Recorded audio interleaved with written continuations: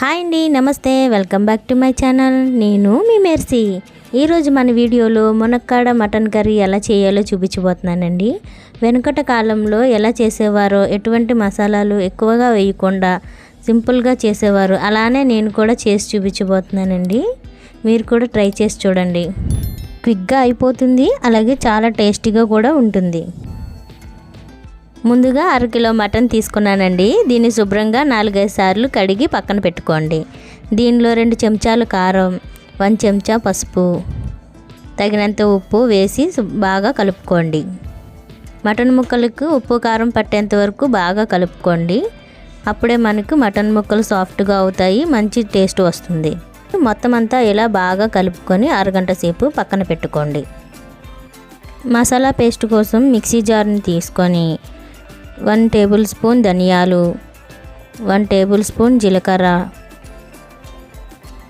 1 table spoon గసగసాలు, 1 inch దాల్చిన చెక్క, 5 లవంగాలు, 2 యాలకులు, చిన్న స్టార్ అనాస్ పువ్వు, 2 ఇంచుల అల్లం ముక్క, 10 వెల్లుల్లి రెబ్బలు, మొత్తం అన్నింటినీ కలిపి ఫైన్ పేస్ట్ చేసుకొని పక్కన పెట్టుకోండి. ముందుగా కడాయి పెట్టుకొని స్టవ్ ఆన్ చేసి 4-5 టేబుల్స్ ఆయిల్ వేసుకోండి. 2 పెద్ద ఉల్లిపాయలను చిన్న ముక్కలుగా కట్ చేసుకొని వేసుకోండి. 4 పచ్చిమిరపకాయ చీలికలను కూడా వేసుకోండి. అంతా ఒకసారి బాగా కలుపుకోండి. ఉల్లిపాయలు ఎర్రగా వేగేంత వరకు ఫ్రై చేసుకోండి. అప్పుడే మనకు కర్రీకి మంచి టేస్ట్ వస్తుంది. చూడండి, ఇలా ఎర్రగా వేగిన తర్వాత ముందుగా కలిపి పెట్టుకున్న మటన్ ముక్కలను వేసుకోండి. ఇప్పుడు అంతా ఒకసారి బాగా కలుపుకొని మూత పెట్టుకొని మగ్గించుకోండి. మటన్ ముక్క నుండి వాటర్ బయటకు వచ్చి వాటర్ అంతా ఎగిరిపోయేంత వరకు మగ్గించుకోండి. ఇప్పుడు ఒకసారి మూత తీసి చూడండి, వాటర్ అంతా ఎగిరిపోయి ఇలా దగ్గరికి మగ్గిన తర్వాత ముందుగా చేసి పెట్టుకున్న మసాలా పేస్ట్ని వేసుకోండి. ఇప్పుడు ఒకసారి అంతా బాగా కలుపుకొని మసాలా పచ్చివాసన పోయేంత వరకు 3 నిమిషాల పాటు మగ్గించుకోండి. ఇప్పుడు 1 కప్ వాటర్ని వేసుకొని అంతా ఒకసారి బాగా కలిపి మటన్ పీసెస్ 70% కుక్ అయ్యేంత వరకు ఉడికించుకోండి. మంటను మీడియం ఫ్లేమ్లో పెట్టుకొని 10 నిమిషాల పాటు ఉడికించుకోండి.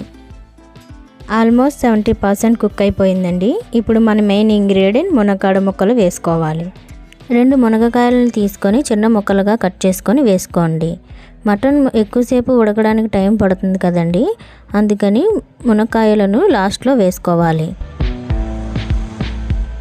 లాస్ట్లో వేసుకోవడం వల్ల మంచిగా ఉడుకుతాయి, అలాగే టేస్ట్ కూడా బాగుంటుంది. ముందుగా వేస్తే మునగకాయలన్నీ చెదురైపోతాయి. చూడండి, ఆయిల్ ఎలా వదిలిందంటే మనకి కర్రీ రెడీ అయిపోయినట్టే. అంతా ఒకసారి బాగా కలుపుకొని మునక్కాడ ముక్కలు ఉడికేలా చూద్దామండి. చూడండి, మునక్కాడ ఎంత మెత్తగా ఉడికిపోయిందో. అంతేనండి, మునక్కాయ mutton curry ready. Non veg ప్రియులకు ఎంతో ఇష్టమైన మునక్కాడ మటన్ కర్రీ. అంతేనండి, లాస్ట్లో కొద్దిగా కొత్తిమీరను వేసుకొని స్టవ్ ఆఫ్ చేసి డిష్ అవుట్ చేసుకోవడమే. ఈ కర్రీని తప్పకుండా ట్రై చేయండి. మీకు ఎలా వచ్చిందో నాకు కామెంట్ చేయడం మర్చిపోకండి.